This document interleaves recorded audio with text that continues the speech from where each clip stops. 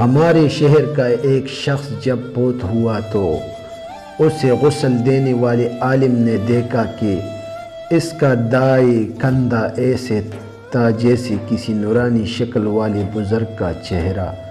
قبر میں اتارتے وقت بھی عالم صاحب نے محسوس کیا کہ اس کے دائیں کندھے میں سے روشنی پھوٹ رہی تھی۔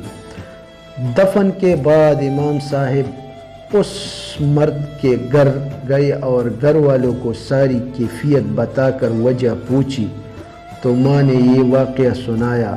میرا بیٹا جب کالج سے فارغ ہوا تو جلد ہی اسے ایک اچھی نوکری مل گئی اور ہمیں اس کی شادی کی فکر ستانے لگی۔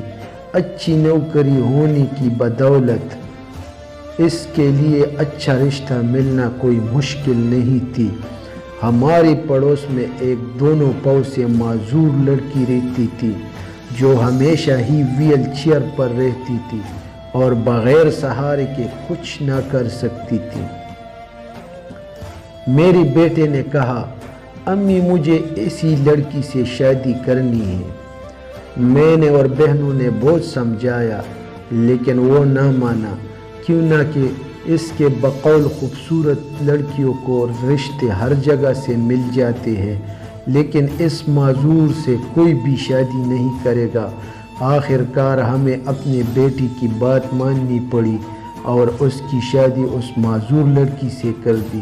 وہ ہر روز اپنا ناشتہ خود بنا کر اور اپنی بیوی کو کھلا کر آفس جاتا اور واپس آ کر بھی خود ہی سب کچھ کرتا۔ اپنی بیوی کو باتھ روم وغیرہ لے جانے کے لیے وہ اسے اپنے دائیں کندھے کا سہارا دیتا تھا اور اس لیے اس کا دائیں کندھا چمک رہا تھا، کیوں نہ کہ اس نے اپنی زندگی کی آسائش اپنی معذور بیوی کے نام کر دی تھی۔ اللہ پاک ہمیں معذوروں کا احترام کرنے اور ان کی ضروریات کو سمجھنے کی توفیق عطا فرمائے، آمین۔